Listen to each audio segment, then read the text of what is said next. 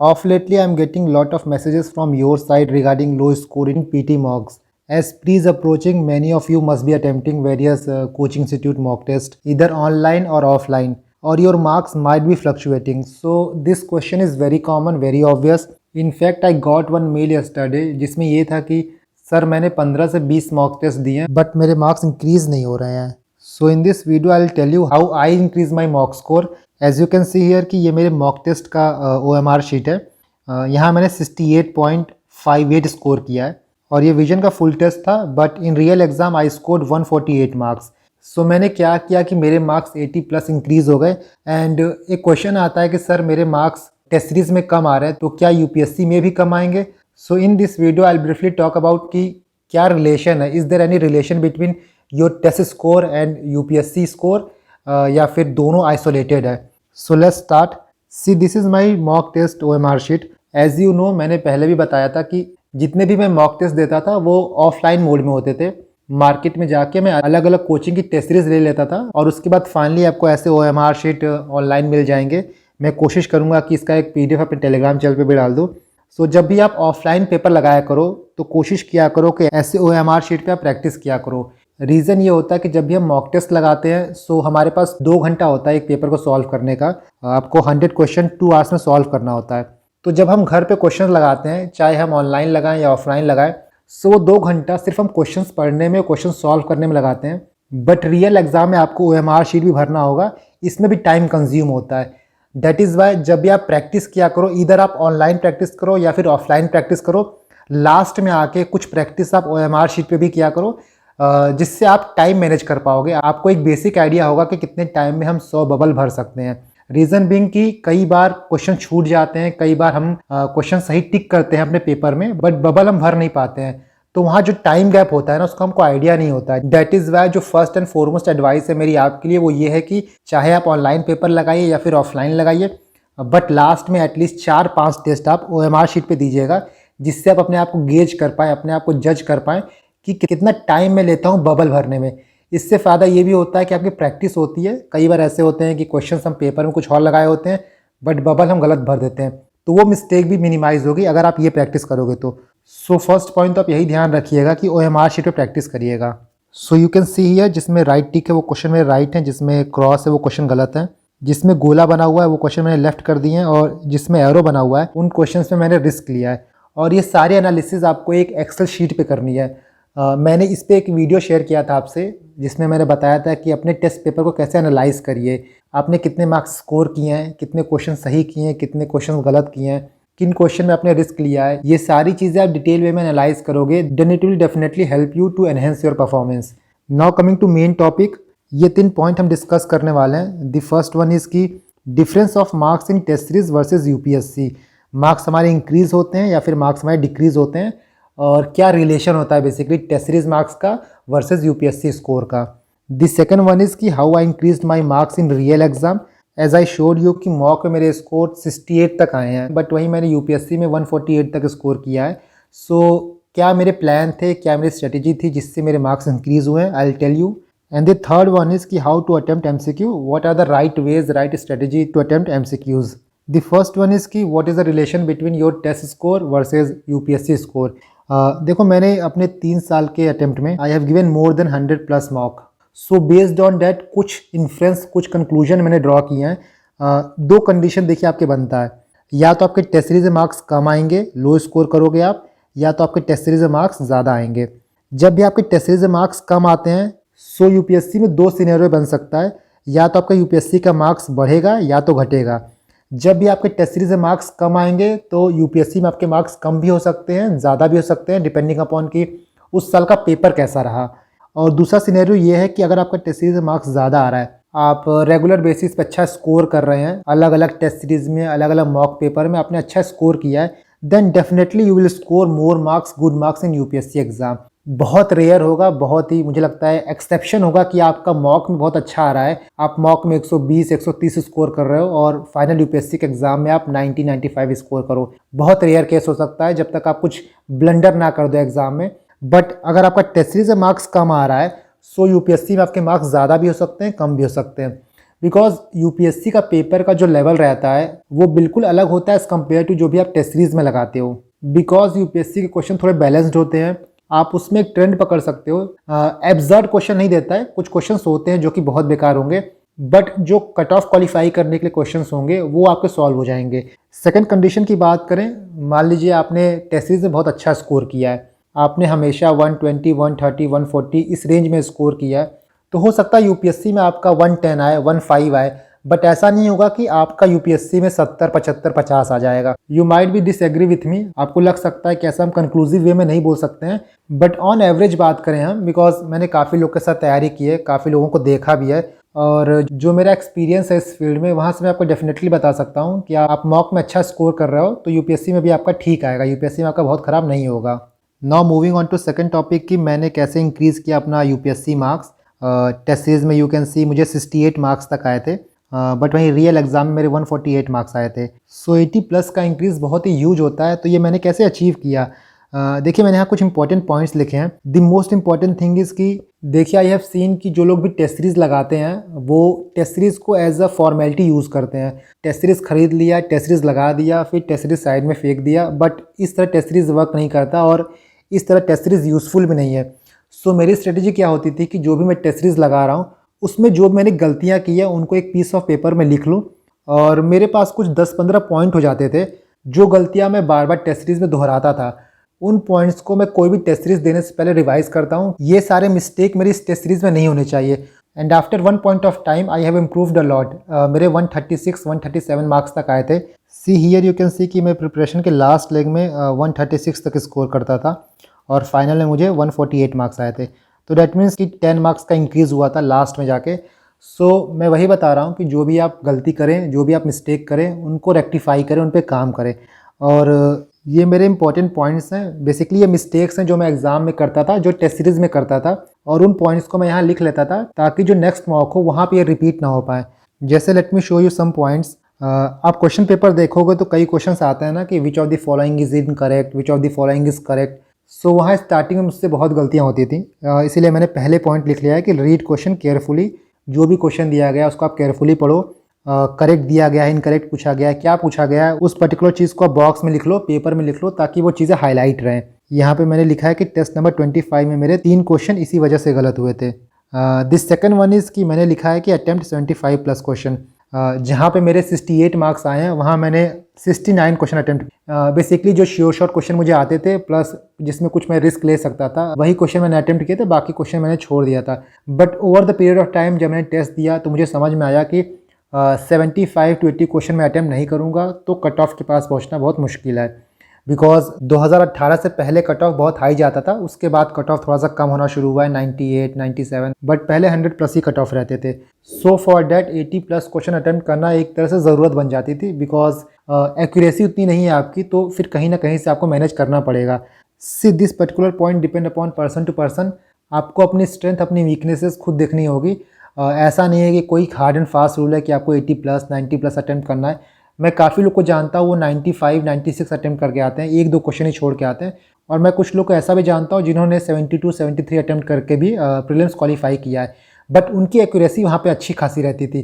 तो आपको ये देखना होगा मॉक टेस्ट में कि आप कितना एक्यूरेटली सॉल्व कर पाते हो। आपकी एक्यूरेसी बहुत ज़्यादा है, बहुत अच्छी है, आप 50 अटैम्प्ट कर रहे हो तो आपका 45 सही हो रहा है, देन इज़ ब्रिलियंट, आपको बहुत ज़्यादा रिस्क ज़रूरत नहीं है।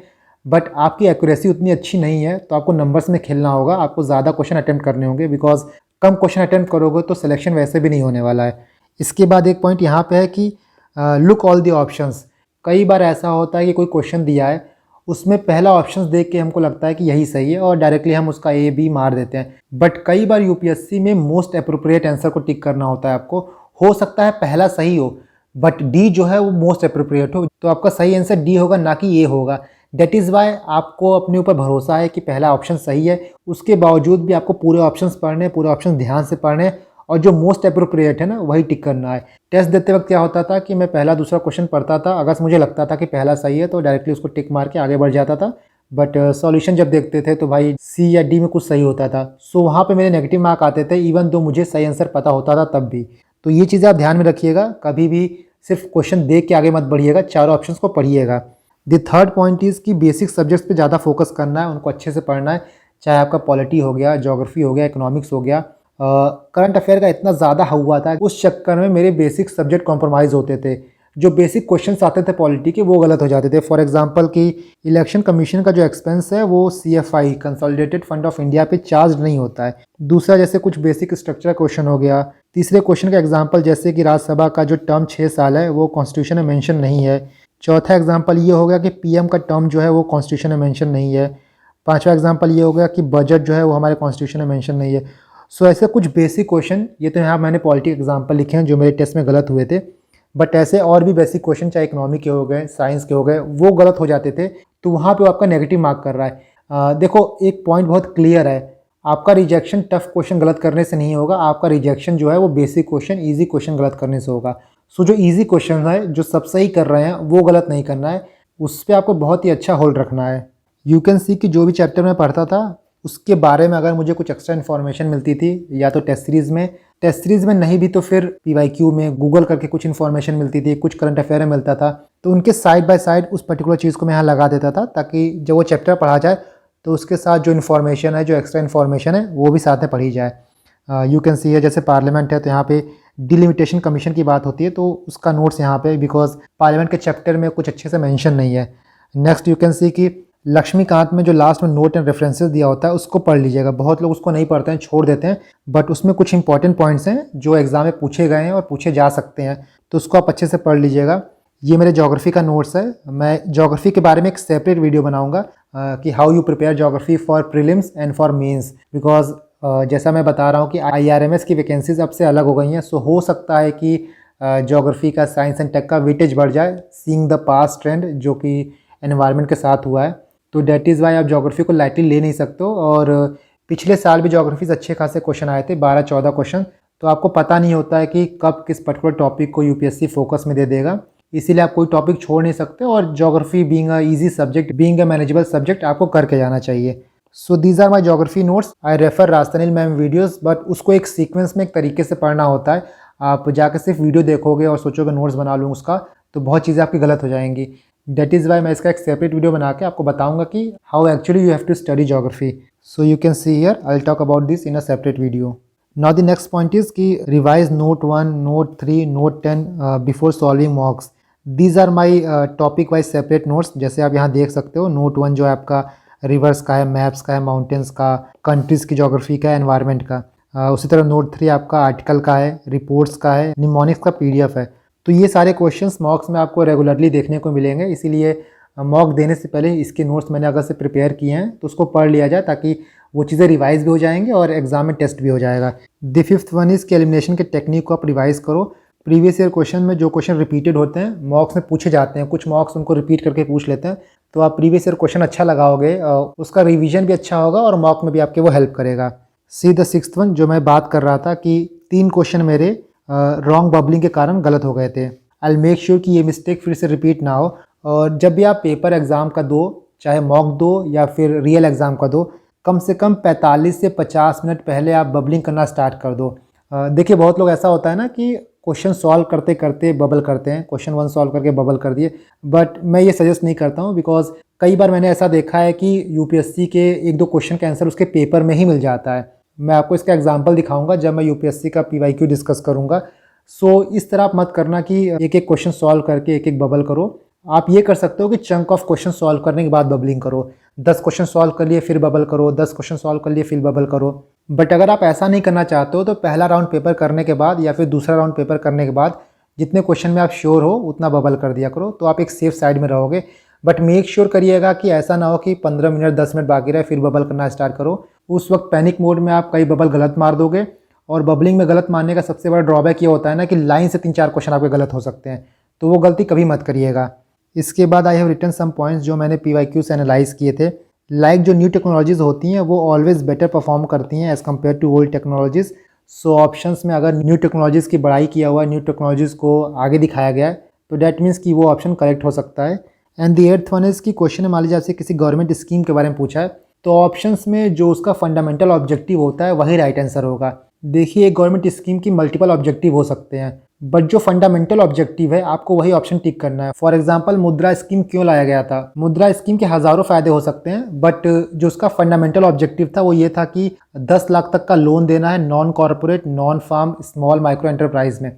सो जो आपका ये ऑप्शन होगा वही ऑप्शन करेक्ट होगा। इसके अलावा इसका और भी डोमिनो इफेक्ट हो सकता है, वुमेन एम्पावरमेंट, जॉब जनरेट करेगा, बट जो फंडामेंटल ऑब्जेक्टिव है वो लोन देना है।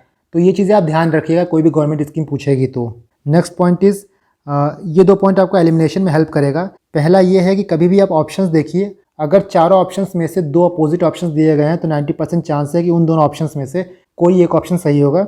और दूसरा ये है कि अगर सिमिलर टाइप के ऑप्शंस हैं तब भी 90% चांस है कि उनमें से एक ऑप्शन सही होगा। Let me show you an example. CA UPSC का प्रीवियस ईयर क्वेश्चन है, an increase in bank rate generally indicate that the. इन चारों ऑप्शन में आप C और D देखो। C आपका बोलता है कि central bank is following an easy money policy, और D बोलता है आपका central bank is following a tight money policy. So हमको नहीं पता किसमें से कौन सा सही है, बट जो मैंने आपको ट्रिक बताई है उसमें से आप A और B दोनों एलिमिनेट कर सकते हो, बिकॉज ये अपोजिट है। यहाँ पे इजी मनी पॉलिसी दिया है और यहाँ पे टाइट मनी पॉलिसी दिया है। डेट मीन्स कि आपका C और D में से कोई सही है, तो आपका 50% चांस है यहाँ पे सही होने का।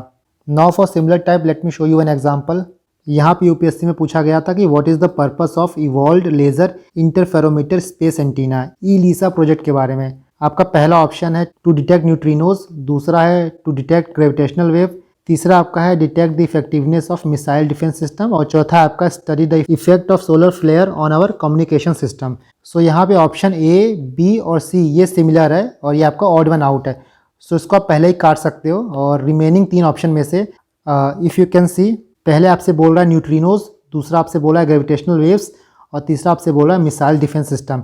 यहाँ पे स्पेस एंटीना के बारे में बात कर रहा है। सो यहाँ पे मिसाइल डिफेंस सिस्टम लॉजिकली नहीं जाता है। डेट मीन्स कि आपका C गलत हो जाएगा, बचा आपका A और B। इसमें से आपका कोई ना कोई सही होगा। आपको ये पता होगा कि न्यूट्रिनोज हम लोग अर्थ से भी डिटेक्ट कर सकते हैं, तो इस नॉलेज के साथ you can go with option B जो कि है ग्रेविटेशनल वेव्स, और ये आपका सही होता है। तो यहाँ मैं आपको यही शो कर रहा हूँ कि कई बार ऐसा होता है कि जो सेम दिखने वाले ऑप्शंस होते हैं उन्हीं में से कोई ना कोई सही होता है, और कई बार ऐसा होता है कि UPSC जो सही ऑप्शन होता है उसी का एक अपोजिट ऑप्शन भी दे देता है। तो ये सब चीज़ें आप ध्यान रखिएगा। देखो ये सब चीज़ें ना प्रैक्टिस से आती हैं, प्लस इनको आप कहीं लिख लोगे, जैसे मैंने यहाँ पर लिख लिया। सो ये चीज़ें बार बार आप पढ़ोगे, बार बार आपके दिमाग में प्रोसेस होंगी। आप नहीं करोगे, आप सोचोगे कि ये मुझे पता है, मैं एग्ज़ाम में जाके देख लूँगा, वहाँ जाके भी आप गलत कर दोगे। डेट इज़ वाई चीज़ों को आप बार बार लिख के रिवाइज़ किया कीजिए। जिनके मार्क्स अच्छे आते हैं, जो कई बार प्रीलिम्स में बहुत अच्छा स्कोर करते हैं, इवन मैं काफ़ी लोग को जानता हूँ जो इस बार भी 140 145 स्कोर कर रहे हैं वेरियस कोचिंग इंस्टीट्यूट के कीज़ से। तो जब आपके इतने अच्छे मार्क्स आ रहे हैं, इतने अच्छे स्कोर आ रहे हैं, डेट मीन्स कि तुक्के से नहीं आ रहे हैं। कुछ चीज़ें उनको पता है, कुछ चीज़ें वो अप्लाई कर रहे हैं, कुछ टेक्निक्स वो यूज़ कर रहे हैं, वो आप भी यूज़ करो। और काफ़ी लोग को मैं ये जानता हूँ जो पढ़ाई में बहुत अच्छे, जिनका मेंस बहुत अच्छा तैयार है, बस उनको एक बार मौका मिल जाए मेंस लिखने का, इट माइट बी पॉसिबल कि वो काफ़ी अच्छे रैंक से क्वालिफाई कर जाएं। बट बैड लक ये है कि उनका प्री नहीं क्लियर हो रहा है। इट मीन्स कि वो लोग कुछ ऐसा गलत कर रहे हैं जो बाकी लोग सही कर रहे हैं। This point is very famous. हमेशा आप सुनते होंगे सभी से कि जो भी एक्सट्रीम स्टेटमेंट है जनरली वो रॉन्ग होते हैं, जैसे all, never, no, everywhere, only. So ऐसे क्वेश्चंस आपको देखने को मिले पेपर में, आप तुरंत अलर्ट हो जाइएगा, क्वेश्चन को फिर से रीड करिएगा कि ये क्वेश्चन सही है या गलत है। सो ऐसे क्वेश्चंस को ध्यान से पढ़ना। और उसी तरह जो क्वेश्चन मे होते, माइट होते, सम होते, वो जनरली राइट होते हैं। इसीलिए इस टाइप का क्वेश्चन जहाँ पे आपको ऐसे एक्सट्रीम वर्ड्स देखने को मिले, वहाँ पे थोड़ा अलर्ट होकर क्वेश्चन को अटेम्प्ट करिएगा। द नेक्स्ट पॉइंट इज़ कि मैंने पेपर में हमेशा नोटिस किया है कि कभी भी गवर्नमेंट को बैड लाइट में पोर्ट्रे नहीं करते हैं। आप गवर्नमेंट ऑफ द डे की बात करें या फिर गवर्नमेंट स्कीम की बात करें, वो हमेशा ही पॉजिटिव लाइट में दिखाया जाता है कि हमेशा गवर्नमेंट प्रोग्रेसिव काम कर रही है। सो कोई ऐसा क्वेश्चन आए जहाँ पे गवर्नमेंट की बड़ाई हो रही है, गवर्नमेंट के बारे में अच्छा बात हो रही है, गवर्नमेंट प्रोग्रेसिव काम कर रही है, वो ऑप्शन सही होने के चांसेस ज़्यादा होते हैं। वहीं आप मॉडर्न इंडिया में देखोगे, कभी भी ब्रिटिश पॉलिसी की बात होगी तो ऐसा ऑप्शन नहीं सही होगा जहाँ पे उनकी बड़ाई हो रही हो या फिर उनके अच्छे कामों की बात हो रही हो। हमेशा आपको ऐसा ही ऑप्शन चूज़ करना है जहाँ पे उनको बैड लाइट में पेंट किया जा रहा हो, बिकॉज अल्टीमेट गोल ब्रिटिश का खराब ही था। चाहे वो रेलवेज़ लाए हों, टेलीफोन लाए हों, टेलीग्राफ लाए हों, वो अपने फ़ायदे के लिए लाए, ना कि इंडियंस के फ़ायदे के लिए लाए। इसलिए जो अल्टीमेट एम था, अल्टीमेट गोल था, वो ब्रिटिशर्स का ख़राब था। And that is why UPSC में ब्रिटिशर्स से रिलेटेड कोई भी क्वेश्चन आता है, आप वही ऑप्शन टिक करना जहाँ पे उनको बैड लाइट में पोर्ट्रे किया गया हो। द नेक्स्ट पॉइंट इज़ कि कभी भी लॉन्ग क्वेश्चन देखा जाए तो उसको स्किप नहीं करना है। यूजुअली जो लॉन्ग क्वेश्चन होते हैं उसमें इन्फॉर्मेशन ज़्यादा होती है, सो उस क्वेश्चन को सही करने की जो प्रोबेबिलिटी है वो भी ज़्यादा होती है। इसलिए डरिए मत कि लॉन्ग क्वेश्चन है, पता नहीं क्या पूछा होगा। लॉन्ग क्वेश्चन है तो ज़्यादा चांसेस है कि आप सही अटेम्प्ट करोगे।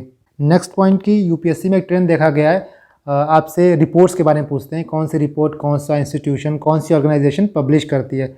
सो हर रिपोर्ट पढ़ने से अच्छा ये है कि जो डिफरेंट ऑर्गेनाइजेशन है उनकी रिपोर्ट पढ़ ली जाए। जैसे आप वर्ल्ड इकोनॉमिक फोरम की पढ़ लो, IMF की पढ़ लो, वर्ल्ड बैंक की पढ़ लो, UN की पढ़ लो, नीति आयोग की पढ़ लो, और कुछ मैंने नोट्स बनाए थे वहाँ से मैंने देख लिए थे। तो इससे ये होता है ना कि आप एलिमिनेट कर पाओगे। फॉर एग्जांपल कोई फाइनेंशियल रिपोर्ट दिया है तो वहाँ पे आपको कंफ्यूज करने के लिए वर्ल्ड बैंक का भी नाम देगा, वर्ल्ड इकोनॉमिक फोरम का भी नाम देगा, IMF का भी नाम देगा, बट आपको पता होगा कि IMF कौन सा रिपोर्ट पब्लिश करती है, वर्ल्ड इकोनॉमिक फोरम कौन सा पब्लिश करती है, तो आप इजीली एलिमिनेट कर लोगे। So instead of reading all the reports, आप इंस्टीट्यूशन पढ़िए, वो कौन सा रिपोर्ट पब्लिश करती हैं वो पढ़िए। That would be more easier और मोर एफिशिएंट वे है चीज़ों को याद करने का। सो डेट वॉज माई नोट्स, और यू कैन से कि एक क्वेश्चन बुकलेट है जो टेस्ट से पहले मैं देखता हूँ, टेस्ट से पहले रिवाइज करता हूँ, ताकि वो गलतियाँ मैं टेस्ट सीरीज में ना करूँ। द सेकेंड पॉइंट इज़ कि अगर आप अभी मॉक लगा रहे हो, मॉक लगाना स्टार्ट कर रहे हो, तो आप कोशिश करना कि पूरे के पूरे 100 क्वेश्चन करिए। स्टार्टिंग में आपको मैक्सिमम क्वेश्चन लगाने होते हैं ताकि आप अपने आप को जज कर पाएँ कि आप कहाँ स्टैंड करते हैं, कितना वाटर होल्ड करते हैं। स्टार्टिंग में ही आप 40, 50, 45 क्वेश्चन लगाओगे, सो वहाँ पे आप रियलिटी चेक नहीं कर पाओगे कि कितने क्वेश्चन में मैं रिस्क ले सकता हूँ, कितने क्वेश्चन मेरे तुक्के से सही हो रहे हैं, तुक्के इन द सेंस कि एलिमिनेट कर पा रहा हूँ या फिर गेस वर्क कर पा रहा हूँ। दैट इज़ वाई इन सब चीज़ों के लिए आप स्टार्टिंग में सारे क्वेश्चन अटेम्प्ट करिएगा। द थर्ड पॉइंट इज़ कि रिवर्स इंजीनियरिंग। कई बार ऐसा होता है कि हम बुक पढ़ते हैं उसके बाद टेस्ट सीरीज लगाते हैं, बट बेस्ट तरीका ये है कि आप टेस्ट सीरीज लगा लो और जो भी टॉपिक आपको नहीं आ रहे हैं उसको जाके पढ़ो। फॉर एग्जांपल आर्टिकल 19 से कोई क्वेश्चन आया, आपका गलत हो गया, आप लक्ष्मीकांत उठाइए, उसमें आप पूरा का पूरा फंडामेंटल राइट्स पढ़ जाइए। ये एक तरीका होता है चीज़ों को याद करने का, बिकॉज कोई चीज़ आप देखते हो, जो चीज़ें आपका गलत होती है वो ज़्यादा अच्छे से याद होती हैं। आई रिमेंबर कि मैंने टेस्ट सीरीज में एक क्वेश्चन गलत किया था कि बैंक बोर्ड ब्यूरो का वर्क क्या है, बैंक बोर्ड ब्यूरो काम क्या करती है, और सेम क्वेश्चन UPSC में भी आया था। तो वहाँ पे ये चीज़ गलती नहीं हुई थी, बिकॉज टेस्ट सीरीज में मेरा क्वेश्चन गलत हो गया था। इसीलिए आप रिवर्स इंजीनियरिंग के थ्रू भी चीज़ों को पढ़ सकते हो। आपके टेस्ट सीरीज में जो टॉपिक आपके गलत हो रहे हैं आप जाकर उसको बाद में रिवाइज कर सकते हो। द फोर्थ वन इज़ कि जो टॉपिक आप आज पढ़ रहे हो उसका टेस्ट सीरीज कल मत लगाना, बिकॉज कल टेस्ट सीरीज लगाओगे चीज़ें आपको याद रहेंगी, आप वो काम नहीं कर पाओगे, आपकी मेमोरी उस तरह वर्क नहीं करेगी जैसा उसको वर्क करना चाहिए। रियल एग्जाम ऐसा नहीं होता कि आप जस्ट वही चीज़ पढ़ के जाएं और वही चीज़ पूछ ली जाए आपसे। वहाँ पे रैंडम क्वेश्चंस होते हैं, कहीं से भी क्वेश्चन पूछे जाते हैं, आपको नहीं पता होता कि क्या पूछा जाएगा। इसीलिए अगर आपने आज पॉलिटी पढ़ी है तो कोशिश करिए कि पॉलिटी का टेस्ट आप 2 या 3 दिन बाद दीजिए, तभी आप रियलिटी में चेक कर पाओगे कि चीज़ें आपको याद हैं कि नहीं है, कॉन्सेप्ट आपका क्लियर है कि नहीं है। फिफ्थ वन इज़ कि प्लान ईच डे। हर दिन आप प्लान करिए, आपका एक टाइम टेबल शेड्यूल होना चाहिए। देखिए हो सकता है काम ना करे, आप फॉलो ना कर पाओ, बट ये आपको एक रियलिटी चेक देगा, ये आपको बताएगा कि आप कहाँ स्टैंड कर रहे हो। आप प्लान नहीं करोगे तो आपको पता ही नहीं चलेगा कि आप कितने पानी में हो, कितना आपको आता है, कितना नहीं आता है। एक बार प्लान करिए, टेस्ट दीजिए, फिर पता चलेगा कि आप जो तैयारी कर रहे हो, जो चीज़ें पढ़ रहे हो, वो सिर्फ ऑन पेपर है या फिर रियलिटी में भी है। And the sixth one is कि UPSC का PYQ बहुत इंपॉर्टेंट होता है। मेरे मार्क्स जब भी मॉक में कम आते थे, सो मैं UPSC का एक PYQ लगाता था। PYQ में अच्छे मार्क्स आते हैं, प्रीवियस ईयर क्वेश्चन स्टैंडर्ड होते हैं, एक ट्रेंड फॉलो करते हैं। UPSC का कुछ फेवरेट एरिया होता है, वहाँ से क्वेश्चन हमेशा पूछे जाते हैं। सो जब भी मेरा मोटिवेशन कम होता था कि यार मेरे टेस्ट सीरीज में मार्क्स कम आ रहे हैं, तब मैं UPSC का PYQ लगाता था और वहाँ पे काफ़ी अच्छे मार्क्स आते थे। प्लस UPSC का जो PYQ है उसको आप एनालाइज करके जाओ, वहाँ से क्वेश्चन 100% फंसेंगे। आप पिछले 10 साल के प्रीवियस ईयर क्वेश्चन को एनालाइज करके जाओ, उनके ऑप्शंस तक को एनालाइज करके जाओ। जो भी UPSC के ऑप्शंस होते हैं वो ऐसे रैंडम ऑप्शंस नहीं होते हैं। आप देख ही सकते हो कि अभी मैंने आपको ईलिजा प्रोजेक्ट के बारे में दिखाया था, तो वहाँ पे जो D ऑप्शन था वो सोलर फ्लेयर्स के बारे में था, और 2022 में ही सोलर फ्लेयर्स के बारे में क्वेश्चन आया। तो वहाँ पे आप सोलर फ्लेयर्स को पढ़ते आपका वो क्वेश्चन सही हो जाता है। डेट इज़ वाई PYQ को एनालाइज करना बहुत इंपॉर्टेंट है, उसके ऑप्शंस को एनालाइज करना बहुत इंपॉर्टेंट है। योर फाइनल टॉपिक इज़ कि हाउ टू सॉल्व MCQs को सॉल्व कैसे किया जाए, चाहे टेस्ट सीरीज हो या फिर UPSC का पेपर हो। तो सबसे पहला पॉइंट, जो सबसे पहला अप्रोच मैं यूज़ करता हूँ वो है 3R का अप्रोच। 3R का मतलब होता है कि आपको 3 राउंड में पेपर सॉल्व करना है। पहला राउंड वो हुआ जहाँ पे आप जो डेड श्योर हो, आपको पता है कि यही आंसर सही है, उसको सॉल्व करिए। सेकंड राउंड में जब आप 2 ऑप्शन एलिमिनेट कर देते हो उनको सॉल्व करिए, और थर्ड राउंड में आप 1 ऑप्शन एलिमिनेट करते हो उनको सॉल्व करिए, या फिर जो क्वेश्चन आप सेकंड राउंड में सॉल्व नहीं कर पाए उनको सॉल्व करिए। बाकी ऐसे क्वेश्चन जहाँ पे आपको 4 ऑप्शंस नहीं आते हैं, 4 ऑप्शंस में पता नहीं है कि कौन सा ऑप्शन सही है कौन सा ऑप्शन गलत है, उनको टच भी नहीं करना है। उनको आपको पहले राउंड में ही काट देना है कि इनको ना मैं सेकंड में देखूंगा ना थर्ड में देखूंगा। बाकी जिनमें आपको कन्फ्यूज़न है, जिनमें आपने टाइम इन्वेस्ट किया है, उनको अगले राउंड में आप सॉल्व करिएगा। सेकंड आपका है कि मिस्टेक होगा but try to minimise it. जैसा मैंने बोला है कि जो करेक्ट इनकरेक्ट नॉट है इनको अंडरलाइन कर लो, या फिर जो बबल भरते हुए गलतियाँ होती हैं इन सब चीज़ों को कम कर लो। जो क्वेश्चन आते हैं कई बार कन्फ्यूज़न में समझ में नहीं आता, कन्फ्यूज़न में गलती हो जाती है, वैसे क्वेश्चन नहीं गलत होने चाहिए। तो ऐसे सारे मिस्टेक आपको मिनिमाइज़ करने हैं। बबल करने का तो मैंने आपको बता ही दिया है कि 45 मिनट रहे आपके पास, 50 मिनट रहे तब बबल करो, या तो फिर आप 10-10 के क्वेश्चन को चंक में सॉल्व करने के बाद बबल करो। फोर्थ आपका है कि कोई क्वेश्चन आप कर रहे हो, मान लो आपने उस पर थोड़ा टाइम इन्वेस्ट किया है, आपको लगा कि ये पर्टिकुलर ऑप्शन सही है, बट आप श्योर नहीं हो उसके ऊपर, तो वहाँ पे आप स्टार मार्क बना दो। लास्ट में जब आप वापस आओ, आपको लगे कि आपने क्वेश्चन कुछ कम अटेम्प्ट किए हैं, तो ऐसे क्वेश्चंस को जहाँ पे आपने टाइम इन्वेस्ट किया है, जहाँ पे आपने स्टार मार्क्स लगाया है, उन क्वेश्चन को आप टिक कर सकते हो। कॉशन ये रखना है कि आपने अच्छे खासे क्वेश्चन अटेम्प्ट कर लिए हैं, आप श्योर है कि कट ऑफ आप क्वालिफाई कर लेंगे। सो जिसमें बहुत ज़्यादा डाउट है उनको सॉल्व मत करिएगा, उनको टच मत करिएगा। पाँचवें की बात हमने ऑलरेडी कर ली है कि सारे ऑप्शंस को आपको देखना है। इवन आपको पहला ऑप्शन ही करेक्ट मिल जाता है, फिर भी बी सी डी तीनों को देखना है। मे बी यूपीएससी चूज़ करे मोस्ट अप्रोप्रिएट, हो सकता है ए सही हो, बट जो मोस्ट अप्रोप्रिएट हो वो आपका सी या डी हो। दैट इज़ वाई चारों ऑप्शन को देखना है। ऐसा नहीं कि ए को देखा, ए सही लगा, ए टिक मारे और आगे बढ़ गए। So that's all from my side. इस लेक्चर का पीडीएफ आपको चाहिए तो आप मेरे टेलीग्राम चैनल से ले सकते हो। मेरे टेलीग्राम चैनल का लिंक आपको डिस्क्रिप्शन बॉक्स में मिल जाएगा। नेक्स्ट वीडियो में हम एस्से के बारे में डिस्कस करेंगे कि how you should write philosophical essay, and after that will talk about geography.